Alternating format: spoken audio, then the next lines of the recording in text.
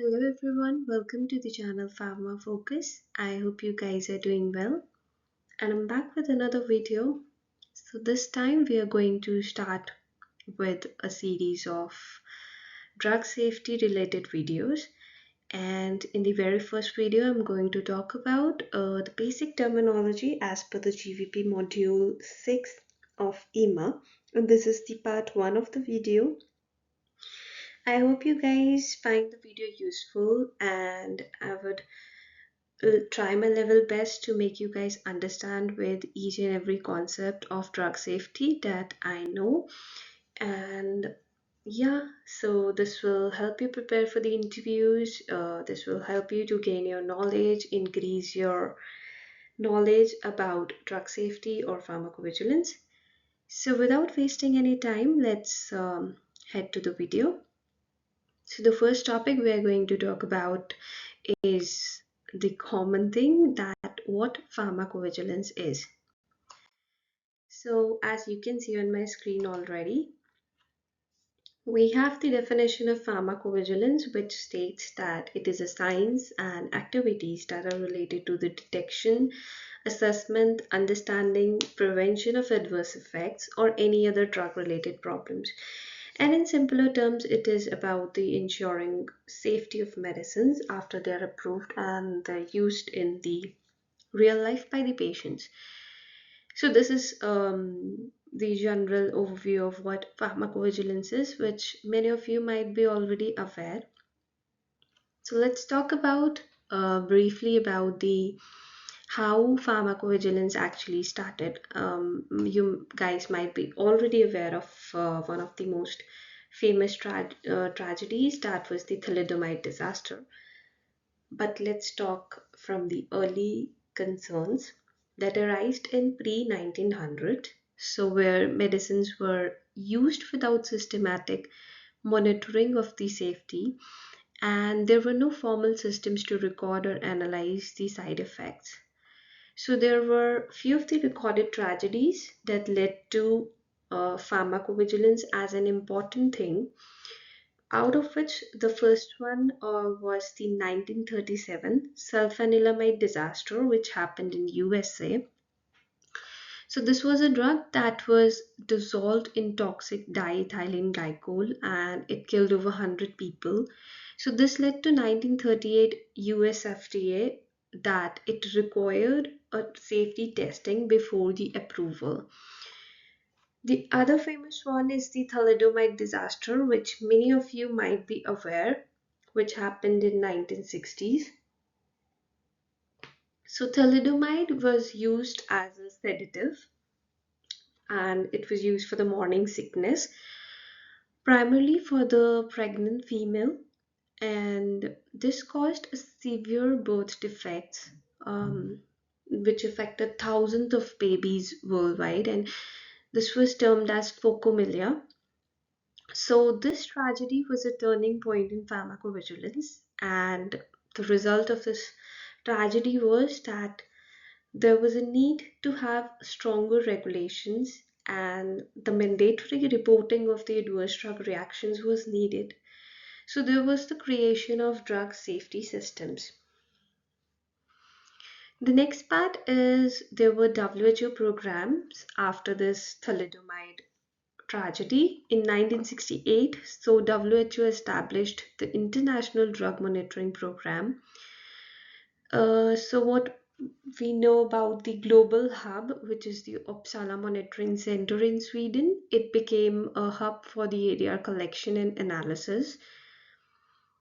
And other steps that were taken included the ICH and the GVP guidelines. So ICH, the International Conference on Harmonization, it developed global standards for drug safety reporting. And EMA, the European Medicines Agency, it introduced good pharmacovigilance practices, which are the modules we are going to discuss here. So let's head to the key points that are about pharmacovigilance, what it actually is involved in.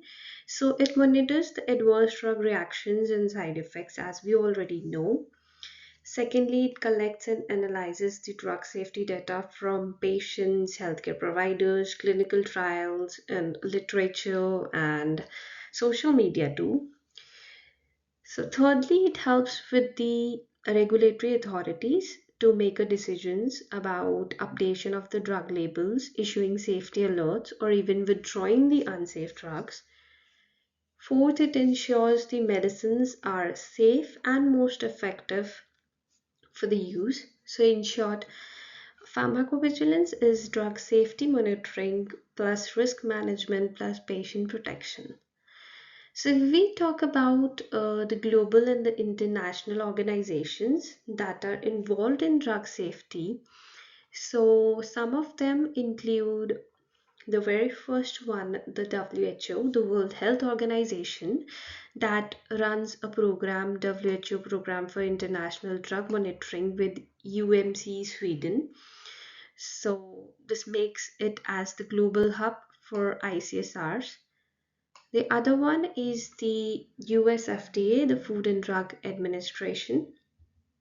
It has various branches, which out of which what includes is CDER, the Center for Drug Evaluation and Research, that is involved in the drug safety and pharmacovigilance. Along with that, we have US FDA system of FEARS, that is the Adverse Event Reporting System, FDA Adverse Event Reporting System. And we have REMS, which is Risk Evaluation and Mitigation Strategies. The other one includes the European Union EMA, the European Medicines Agency, that oversees the drug safety across European Union, and it utilizes the Vigilance database for ICSRs and implements GVP guidelines. And there are national competent authorities, so each European Union member state has its own safety authority. For example, we have MHRA in UK, and for MHRA, it runs a yellow card scheme for ADR reporting. For Canada, we have Health Canada that runs the Canada Vigilance Program for ADR monitoring, and in India, it is rising, one of the most rising fields, I would say, and it is monitored by CDSCO, the Central Drugs Standard Control Organization that oversees drug safety in India, and it runs a program which is PVPI, the Pharmacovigilance Program of India, through the Indian Pharmacopoeia Commission. Likewise, we have for Japan PMDA, which is the Pharmaceuticals and Medical Devices Agency, and it works with the Ministry of Health, Labour and Welfare. For Australia, we have Therapeutics Goods Administration, and for China, we have National Medical Products Administration, which was formerly known as CFDA. So these are some of the global level organizations that are working on drug safety. Let's head to the next slide. So we have here EMA GVP Module 6, which is titled as Management and Reporting of Adverse Reactions to Medicinal Products. So this module provides a guidance on how marketing authorization holders, regulatory authorities, and other stakeholders they should collect, manage, and report the ICSRs. And the key points that are included in EMA GVP Module 6 include the scope. The scope where it covers the requirements for collecting, verifying, and reporting adverse reactions. Secondly, we have the timelines for reporting, where it suggests the basic timelines that are required for the reporting of serious adverse reactions or non-serious adverse reactions. The other thing is the sources of the reports, which includes maybe HCPs, patients, consumers, literatures, any registries, surveys, etc. The other part we have is the submission, in which ICSRs they are submitted electronically via Vigilance, which is the European Union database for drug safety. Other thing we have here is the quality and follow-up that implies that the reports should be complete, accurate, and timely as possible. And in cases of any important missing information, the follow-ups are required, and there has to be a proper criteria for how a follow-up is to be conducted, if it is to be conducted or not. So that's how, in short, Module 6 explains how to manage and report ICSRs in pharmacovigilance to protect the patients and ensure the regulatory compliance. So the very first terminology we are going to discuss over here is the adverse reaction. A very simple term, adverse reaction is harmful and unintended response to a medicinal product. So such reactions may occur when the product is used as authorized or outside the marketing authorization. This can include the off-label use, overdose, misuse, abuse, medication error, or occupational exposure. So there has to be a causal relationship between the drug and the reaction in cases of adverse reactions. Whereas an adverse event is defined in ICH-E2D, which is the guideline of ICH, that any untoward medical occurrence in the patient administered a medicinal product which does not necessarily have a causal relationship with this treatment. So, for the adverse event, the causal relationship is not a necessary point, but for an adverse reaction, there has to be a causal relationship between the suspected drug and the reaction that has happened.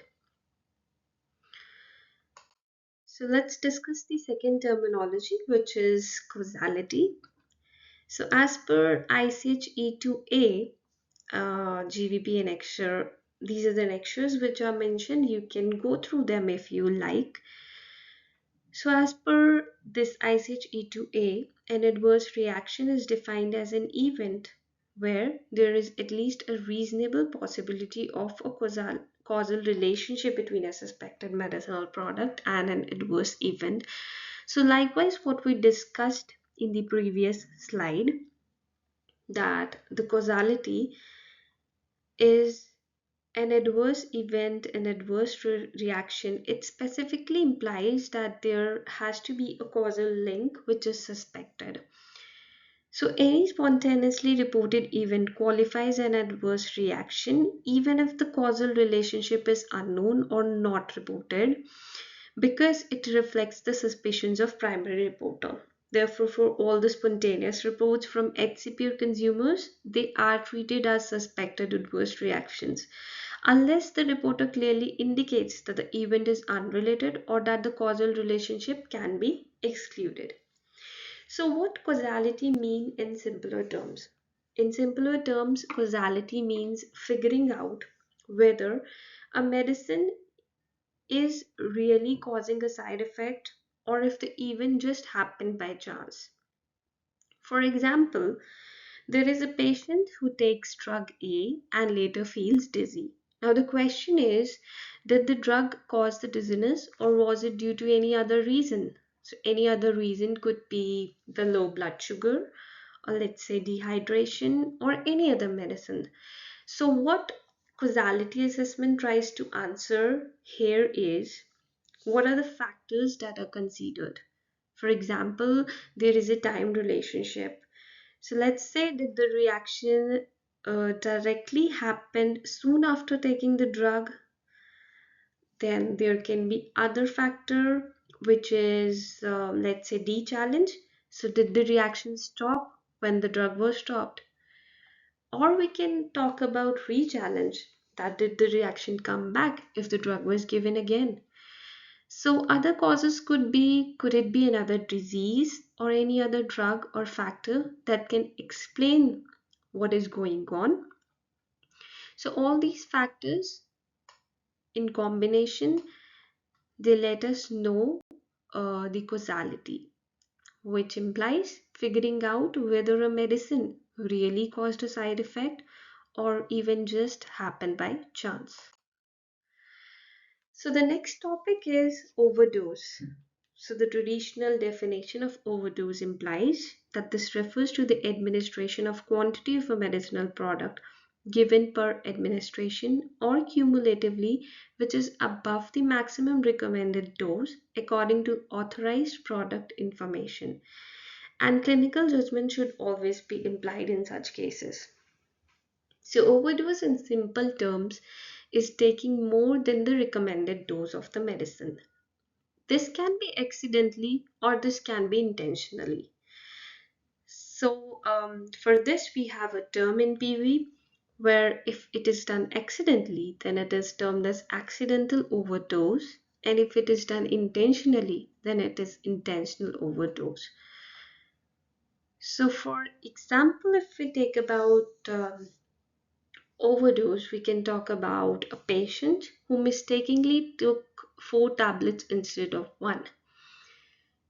So this is an accidental overdose, right? The patient was not doing it intentionally, but he mistakenly took it, and therefore this is going to be an accidental overdose. So the next one is the off-label use. Now this relates to the situation where medicinal product is intentionally used for a medical purpose, not in accordance with the terms of marketing authorization. So for example, in simpler terms, we can say that a medicine is used but not as it is approved in the official label. So, for example, what we can see here is a drug approved for adults is prescribed to children, but it is not authorized in a label. So, that's the example of an off label use. The next one is the misuse. So this refers to the situations where medicinal product is intentionally and inappropriately used, not in accordance with the terms of marketing authorization. So what we have here is that the medicine is used incorrectly and it is not used according to the instructions. But usually it is done without any harmful intent. So, for example, a patient is taking antibiotic for a viral infection, which is a wrong use, but not to get high. The next part is the abuse, which corresponds to the persistent or sporadic, intentional, excessive use of the medicinal product, which is accompanied by harmful physical or psychological effects. So this is generally used to get the euphoric effects. For example, there are people who consume cough syrup containing codeine to feel drowsy or intoxicated. So there are commonly two terms that are usually confusing for many people, and these are the off-label use and the misuse. So off-label use is done by a healthcare practitioner, and it is normally done for the therapeutic purpose. But misuse, in most of the cases, it is done by a patient, and it can be for therapeutic reasons or for any unknown reasons. So the basic difference here is the off-label use is generally done by the HCP, and the misuse is generally termed when it is done by a patient themselves, patient or consumer. The next point is the occupational exposure. Now, this refers to the exposure to a medicinal product as a result of one's profession or non-professional occupation. So, this does not include the exposure to one or more ingredients during the manufacturing process before the release as a finished product. So, occupational exposure can happen anytime when a worker or an employee comes into contact with a harmful substance at their job. Like they can we can take an example which is very common. A nurse accidentally touches a patient's blood, or a pharmacist handling a toxic drug without gloves. So this is where the employee or the person who is working there is accidentally exposed to something that can be harmful. The other point is the medication error. So, this is an intended failure in the drug treatment process that leads to or has potential to lead to harm of the patient. So, medication error can be related to the prescribing of drug, dispensing of drug, or in some cases, taking of medicine. For example, this includes giving the wrong dose or giving the wrong medicine or taking a drug at the wrong time. So all these examples, they come under the medication error.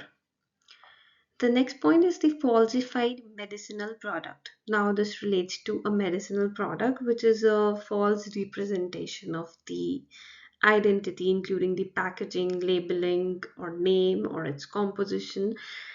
So this is generally a fake medicine that is deliberately made to look like real one, but it is not safe or effective. For example, a pill that looks like a real painkiller, but it does not contain the correct ingredient or the correct amount of ingredient that is mentioned on it, and it can obviously have the harmful ones. So, the definition which is listed here for the falsified medicinal product, this definition does not include unintentional quality defects and is without the prejudice to infringements of IPRs.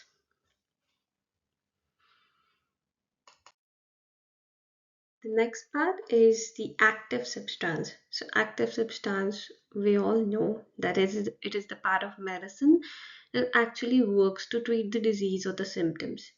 For example, in PCM tablets, paracetamol is the active ingredient. Next is the excipient. So, excipient can be any constituent of the medicinal products. As we all know that, for example, we have a tablet. So, an active ingredient, for example, PCM, is not only going to be a part of that. There are some extra ingredients that are added to the medicine that help it to work, look, or taste better, but they don't treat the disease. So, these can include any kind of sugar, color, or coating, emulsifiers, stabilizers, etc. So, these are the excipients. The next part is the medicinal product. Medicinal product, in simpler terms, is a substance or a combination of substance that have the properties to treat or prevent the disease, and it can be a tablet, injection, cream, or liquid, the various dosage forms. The next one is the primary source, so healthcare professional or the consumer. So, as per the primary source, ICHE2B is person who reports the facts in an ICSR, and it can be one or multiple reporters. Like the same could be reported by an HCP who is treating the patient, and same could be reported by a consumer who is experiencing the side effect. So all the details and qualifications, they must be recorded. And then there are the other definitions, which has HCP, which includes physicians, dentists, pharmacists, nurse, coroners, or as per any local rules who classify as HCPs. As per ICHE2D, who are the consumers, any non-HCP like patient, caregiver, lawyer, friend, relative, they are categorized as the consumer or the non-HCP. So we have a section here which states the primary source for the regulatory purposes as per ICH E2BR3. So we refer to it as the first reporter, which helps us to recognize that who primarily was involved in reporting the facts of the ICSR. The other section is the country of occurrence. So identification of the country where the reaction or the event occurred. So, for example, if the reaction occurs in a different country than the reporter's country, then we need to record both. For we have the example here where it is stated that Irish patient reports anaphylaxis in Spain. So the primary source country here is Ireland and the occurrence country here is Spain. So they are to be recorded individually. So next is the knowledge check. This was a short video uh, giving you just an idea of what actually the terminologies related to the GVP Module 6 are there. And so these are few questions. I hope you guys get all the answers correct. So let's head to the questionnaire. And the first one is, which major disaster highlighted the need for a drug safety monitoring worldwide? As we have already discussed it, I give you a few seconds to get an answer. All right. So the answer is the thalidomide tragedy, as we discussed about. So we have the next question, which is, which organization is responsible for monitoring the medicines in European Union? We discussed this too. So this includes EMA, which is the European Medicines Agency. Then which regulatory authority regulates the drug safety in US, which is one of the very famous ones, and we already know it. So this is FDA. Then we have what is an adverse event. So this is any beneficial event of a medicine, any unwanted harmful medical occurrence after taking a medicine, or a mistake in prescribing a drug, or a fake medicine. So as we already discussed, it is a unwanted and a harmful medical occurrence. In simpler terms, causality in pharmacovigilance means how a medicine is manufactured, or the link between the drug and the side effect, the dose of the medicine given, or the cost of the medicine. So we discussed about causality, and it in simpler terms is the link between a drug and a side effect. So which of the following is taking more than the recommended dose of the drug? Misuse, off-label use, overdose, or abuse. So the maximum recommended dose for a drug and we are taking it more than that, then it is to be reported as an overdose. So we are using a drug for a condition which is not officially approved. So what this term is called is the off-label use. Taking a medicine in a way not intended by prescriber, like for recreation, can be called as misuse, abuse, overdose, or off-label use. Since we are using it for the recreation purposes, then it is going to be misuse. Then we have a fake medicine made to look like a real one, which is called as the falsified medicinal product. And a tablet, injection, or a cream used to treat, prevent, or diagnose a disease is called, very simple, medicinal product.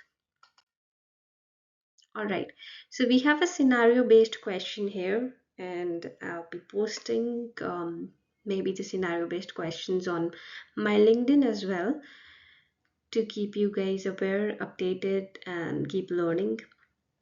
So we have a scenario here in which a 55-year-old man with a high blood pressure is prescribed amlodipine 5 mg tablets, and after 1 week of the use he develops swelling in his ankles. The tablet also contains lactose and magnesium stearate as the excipients. Instead of reporting to his doctor, the patient's daughter directly reports this side effect to National Pharmacovigilance Center. Now, from this scenario, we have the questions and we need to identify the following: the adverse reaction, the active substance, the excipients, and the primary source. So from the very first line, we have an answer to our active substance, which is prescribed amlodipine 5 mg tablets. So this is going to be amlodipine, the active substance here. The third question we have here are the excipients, which is clearly stated here, the lactose and the magnesium stearate. And then two of the questions are left, which includes the adverse reaction, which is after 1 week of use, he develops swelling in his ankles. So swelling in his ankles is the adverse reaction here. And we are about to find the primary source. So let's leave the primary source question to you guys. And if you guys watched the video till the end, I would recommend you guys to type down the answer to the primary source. And I hope you guys liked the video, and stay tuned for more such videos, and keep learning, keep growing. Thank you.